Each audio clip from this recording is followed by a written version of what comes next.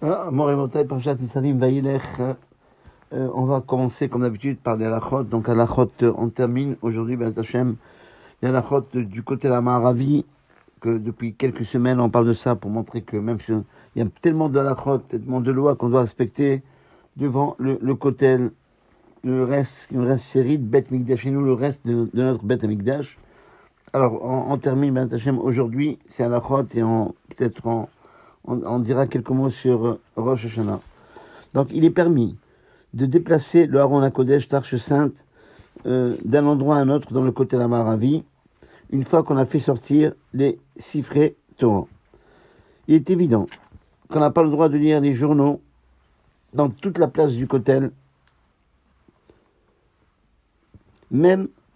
s'il s'agit des journaux que les rabbinim ont permis de lire,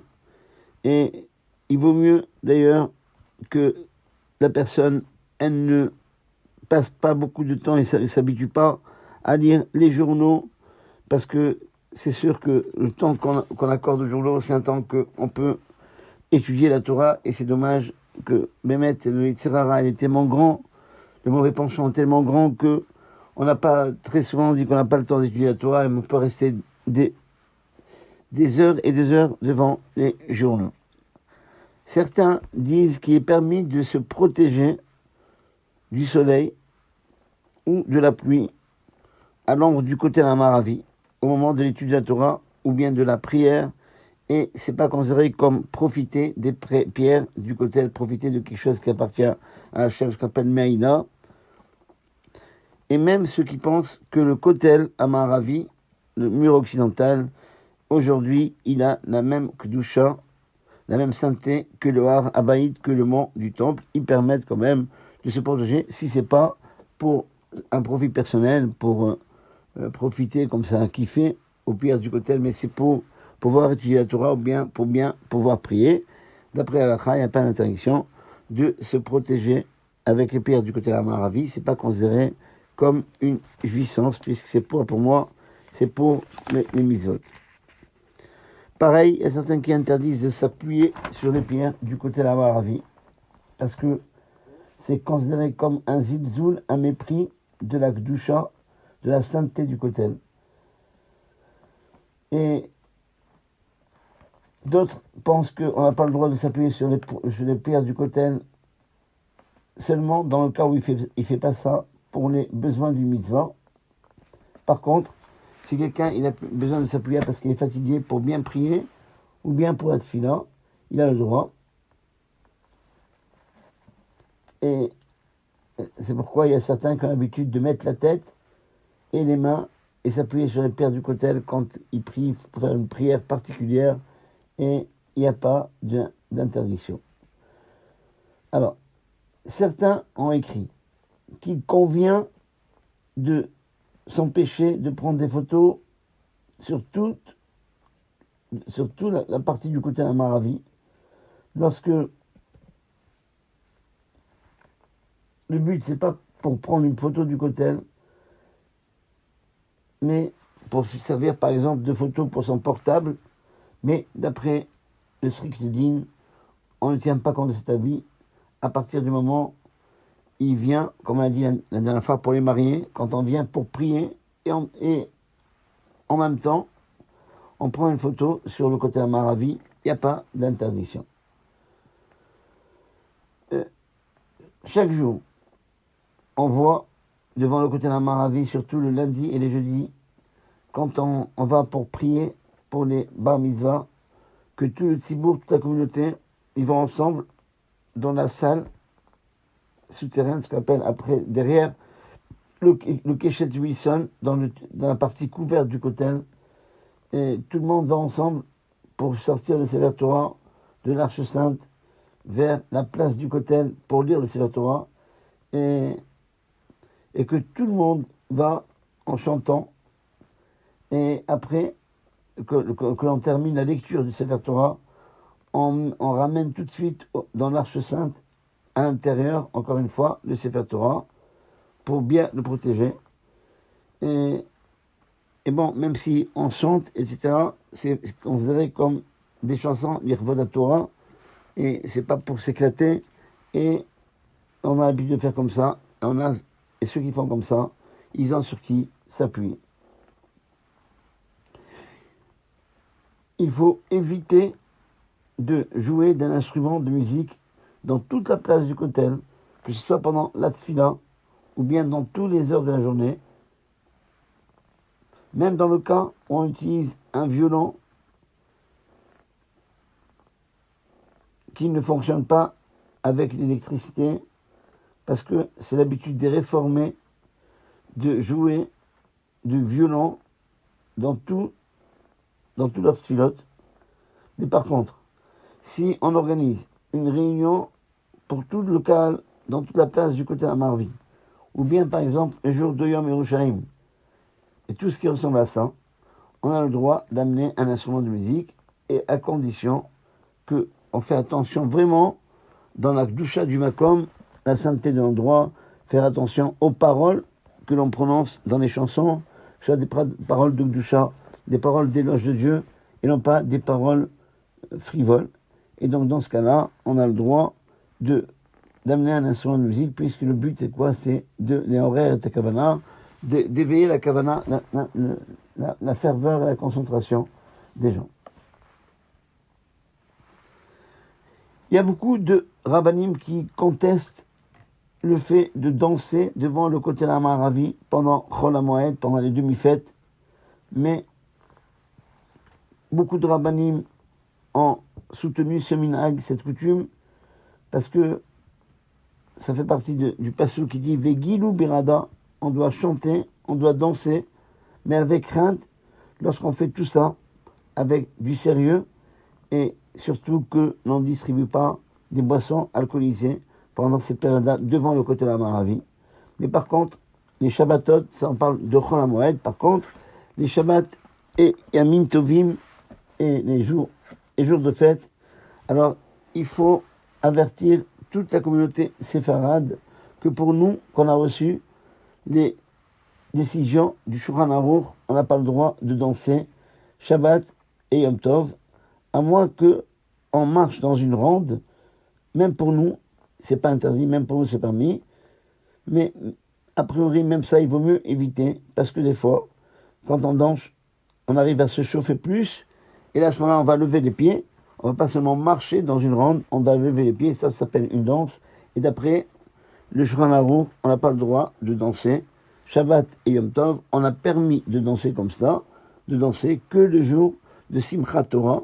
pour le Kavod à Torah, pour l'honneur de Torah, pas à Shavuot, mais qu'à Simchat Torah. Aucun Shabbat et aucun Yom Tov, à part Simchat Torah. Et même si Simchat Torah tombe Shabbat, nous on n'a pas ce cas-là en diaspora. Shabbat ne peut pas tomber, le jour de Simchat Torah ne peut pas tomber Shabbat, parce que si Simchat Torah tombe Shabbat, c'est que Kippour est tombé dimanche, et ça c'est impossible. On peut avoir deux Shabbatot pareils. Pas un jour de Shabbat et de fête. Un Shabbat et Kippour qui tombe suivi. Donc Kippour ne peut jamais tomber, ni vendredi, ni dimanche. Mais en tous les cas, ça peut arriver en Eretz Israël, que le jour de Simchat Torah c'est Shabbat. À ce moment-là, même le Shabbat, pour le corps de la Torah, on va permettre de danser. Bien qu'il est interdit à l'homme de s'occuper de vaquer à ses occupations avant la tfila, avant la prière de Shachrit. C'est pourquoi, normalement, il est interdit de voyager d'une ville à une ville avant Shachrit pour aller travailler. Et même si on va en même temps pour prier, si notre objectif c'est prier, il vaut mieux prier à l'endroit où on est, parce que si on se déplace, c'est pas pour la tfila, c'est pour le travail. Donc c'est comme si on vaquait à ses occupations avant la tfila, à moins que par exemple c'est en hiver et qu'on veut prier à cet endroit-là pour prier après le lever du soleil. Mais par contre, aller dans un endroit pour travailler et en même temps prier, il vaut mieux éviter, parce que l'objectif premier, c'est pas de prier, mais c'est pour aller travailler. Et donc, c'est comme si on s'occupait de ses affaires avant la tfila de Shachrit. De toute façon, il est permis de voyager d'une ville à une ville avant la prière de Shachrit,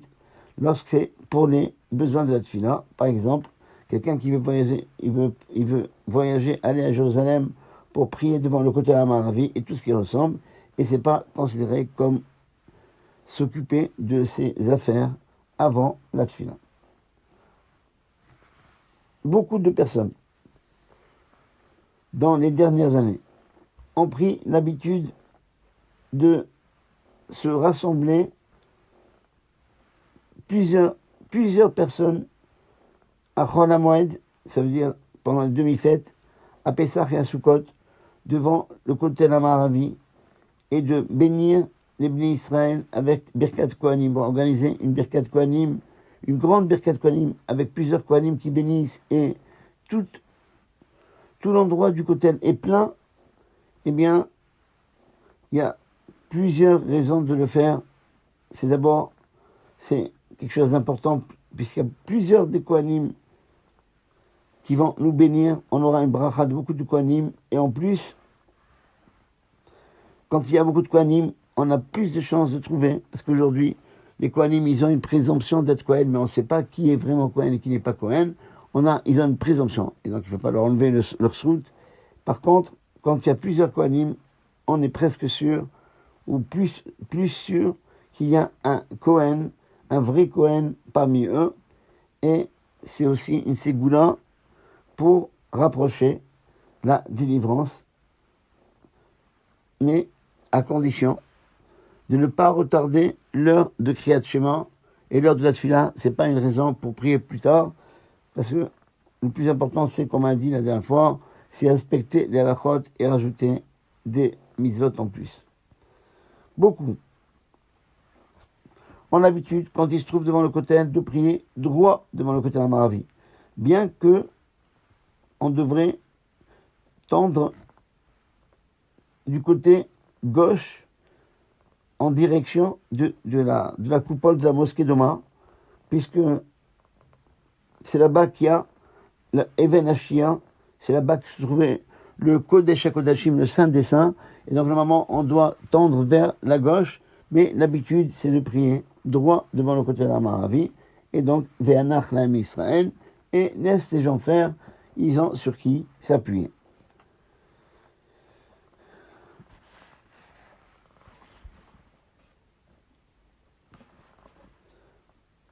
Ce qu'on a mis aujourd'hui des caméras dans la vieille ville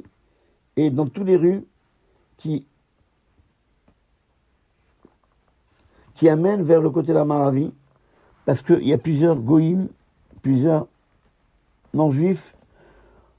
pour pouvoir identifier tous les gens qui passent par ces endroits-là, dans le but d'assurer la sécurité de ceux qui prient devant le côté de la Maravi. Et cette caméra, elle fonctionne d'une façon automatique durant toutes les heures de la journée pour filmer, comme on a dit, tout ce qui se passe dans les rues. Et donc, il n'y a pas d'interdiction d'aller là-bas, les Shabbats, de passer par ces rues-là, ou aller au côté de la Maravi, même si on est filmé, parce que, en réalité, la personne qui passe par là-bas, elle ne pense pas de prendre une photo, de se filmer, au contraire. Ça dérange les gens, et c'est pourquoi, même Shabbat et Yom Tov, dans un endroit où on met, comme par exemple dans les synagogues, c'est pareil, on met une caméra qui fonctionne 24 heures sur 24, et qu'elle filme, mais comme on n'a pas l'intention de se prendre en photo, au contraire, ça nous dérange, eh bien, il n'y a pas d'interdiction d'aller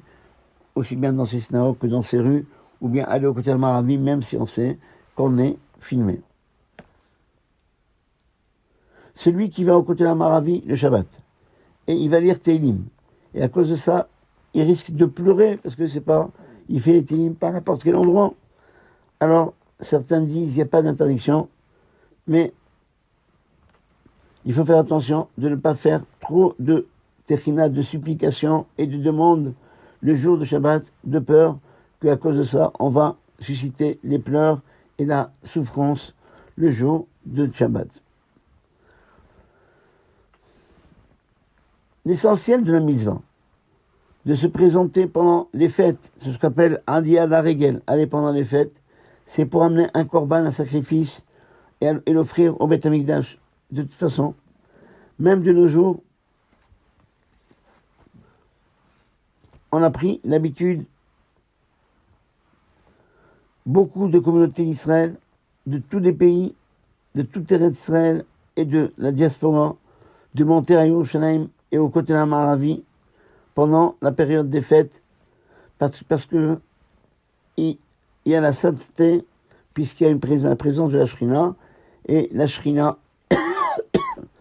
elle se trouve toujours là-bas, même quand le Beth Amikdash est détruit, et comme c'est marqué dans le pasuk Ve'ayu Aina Yakdvoch, où il dit mes yeux et mon cœur, ils sont là-bas tous les jours, à tout instant, et c'est évident qu'il est permis, c'est même une mitzvah de monter à Yerushalayim, même de nos jours, pour apparaître devant Melech Chaim, le roi de la vie, devant Akadosh Baruch Hu, puisqu'il y a marqué pendant Shalosh Regalim, pendant les 3 fêtes, on doit se présenter devant Hachem comme la Shrina, elle se trouve là-bas, donc c'est une mitzvah de monter, même aujourd'hui, où on pas offrir un korban, bien que la mitzvah essentielle, c'est d'offrir un sacrifice au Beth Amikdash, c'est ça qu'on a, c'est la mitzvah de aller à la fête, mais quand même, il y a une mitzvah aussi d'apparaître devant Akadosh Baruch Hu, et comme la Shrina est toujours là-bas, c'est une mitzvah de se présenter à Jérusalem, d'aller à Jérusalem, même de nos jours. Pareil, il y a ceux qui ont l'habitude d'aller au côté de la Maravi, Chol HaMoed de Sukkot, pour une autre raison, pour pouvoir agiter le lulav sans bracha, puisqu'on a fait la bracha déjà le matin, pour être acquitté, d'après le Rambam, qui pense que Yerushalayim, même aujourd'hui, c'est une mitzvah de la Torah d'agiter le lulav pendant les 7 jours de Sukkot. Alors j'explique. Vous savez que la mitzvah du lulav de la Torah, elle est que le premier jour. Ou le kartem lachem bayom harishon. Voilà, donc la marque de la Torah, tu prendras le premier jour de Sukkot, le lulav, le trog, etc. Voilà. Mais par contre, il y a marqué Shivat Yamim, pendant 7 jours, on doit agiter le lulav devant Akadosh Baruch Hu. Alors comment expliquer? C'est 1 jour ou 7 jours. Nos sages ont expliqué. Dans tout le reste d'Israël, la mitzvah d'agiter le lulav, c'est 1 jour de la Torah. Et après, Midrabanan, c'est 7 jours. Par contre, à Yerushalayim, quand le Beth Amikdash est là, pour tout le monde est d'accord que pendant 7 jours, il y a une mitzvah d'agiter le lulav, Nifne Hashem Elokecha, devant l'Éternel ton Dieu, c'est-à-dire à côté, dans la ville de Jérusalem, à côté du Beth Amikdash. Et donc certains y pensent que même aujourd'hui, qu'il n'y a pas de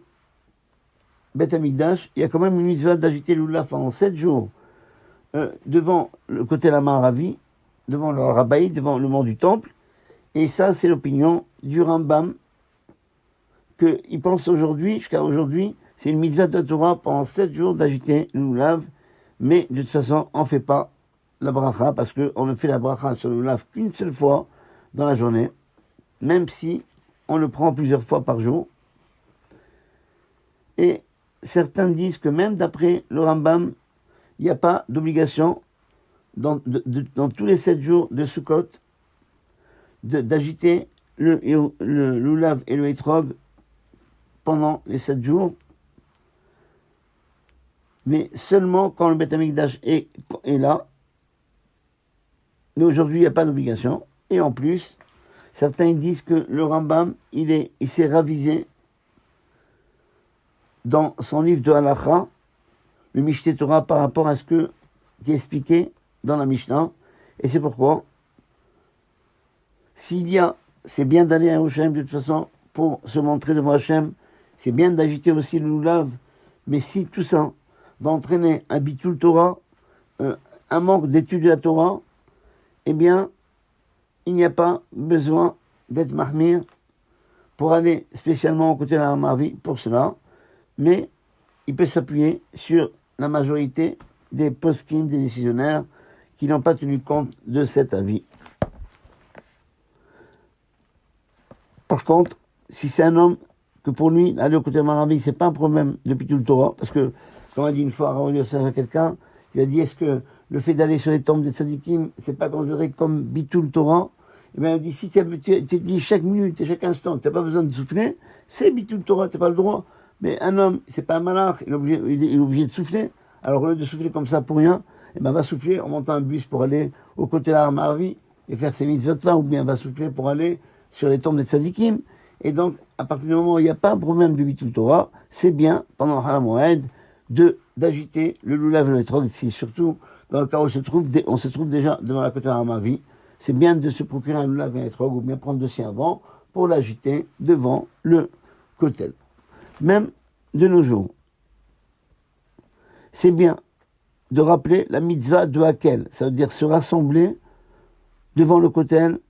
Hol HaMoed Sukkot, voilà, le demi-fête de Sukkot, à la fin de l'année de la Shemitah. Et c'est quelque chose de très bien, parce que il y a des milliers de personnes, et donc, quand on est des milliers de personnes devant le Kotel HaMaravi, c'est un Kiddush Hashem, c'est une sanctification du nom de Dieu, et surtout, qu'on a l'habitude que lorsqu'on termine tout le processus de cette journée, quand on écoute tous les Dvar Torah, eh bien, on fait le schéma Israël avec des milliers de personnes, eh bien, c'est considéré comme un Kiddush Hashem, c'est considéré qu'on est Mekadesh, Shemo, on sanctifie le nom de Dieu en public. De toute façon, il est interdit de faire les brachot de la Torah dans cette manifestation de la mitzvah de Hakel, et on n'a pas le droit de faire aussi les brachot de la Torah quand on étudie dans les Mishnayot. On dit voilà, quand quelqu'un par exemple, il lit la Torah avant de monter au Sefer Torah, il dit Baruch Ata Hashem, etc. Il faut faire attention de ne pas prononcer le nom de Dieu, pour ne pas prononcer une bracha levatala. Par contre, attention, tout ça, alors je rappelle, chez nous les Sfaradim, surtout, on fait attention de ne pas prononcer le nom de Dieu quand c'est une bénédiction. Mais si on lit un verset, ou un rav qui dit un verset dans une dracha, il a le droit de lire le nom de Dieu, et comme ça, nos rabbanim avaient l'habitude de faire, quand ils rapportaient un verset dans la dracha, ils disaient pas Hachem, ils disaient le nom de Dieu, et au contraire, c'est un bon minag. Il n'y a pas un problème de prononcer le nom de Dieu en vain, que pour une bracha, ou bien dans le cas où on lit une partie du verset qui n'a pas de sens. Mais même une partie du verset qui a un sens, eh bien on a le droit de le faire, de dire le nom de Dieu. Le minag, dans le Kotel HaMaravi, c'est de allumer les nérodes de Hanouka avec bracha entre Mincha et Arvit, et c'est considéré comme propager le miracle de Hanouka. Et même dans la place du Kotel qui est ouverte, le minag, c'est d'allumer les neurones de Hanouka et de faire la bracha, parce que dans toute la place du Kotel, eh bien, ça a le statut de Beth HaKnesset, de synagogue, et y compris l'endroit où il n'y a pas de toit, c'est considéré comme un Beth HaKnesset, et donc, à ce qu'on puisque la takana, l'institution d'allumer les neurones à part à la maison, c'est seulement au Beth HaKnesset. Il ne faut pas permettre aux femmes, ou que les femmes n'ont pas le droit, d'organiser dans la galerie des dames un allumage de Hanouka toutes seules, bien que les femmes, ils sont chayavot, ils ont l'obligation du ner Hanouka, parce que elles aussi elles ont participé dans le nes de Hanouka, et certains disent qu'elles étaient les vedettes du nes de Hanouka. De toute façon, le minag, la coutume d'allumer au côté de la Hamaravi et la synagogue, c'est le même statut que le Beth HaKnesset, que la synagogue, et c'est pas l'habitude des femmes d'allumer au Beth HaKnesset, et il faut craindre, dans ce cas-là, dans le cas où elles allument comme ça, de faire une bracha levatala, de prononcer le nom de Dieu en vain, et donc faire une interdiction de la Torah. Et en plus, il faut éviter cette chose-là, parce que on a l'impression aujourd'hui qu'on en fait comme ça, d'imiter les minagim, les coutumes des réformés, qu'ils ont détruit la grande partie de la beauté de la Torah, et c'est eux qui ont provoqué l'assimilation dans les pays de Chutz-Haaretz. Voilà. Voilà, on a fini tous les halachot du côté Hamaravi. Gardez ces halachot chaque fois que vous devez aller au kotel, eh bien, utilisez-les. Shabbat shalom.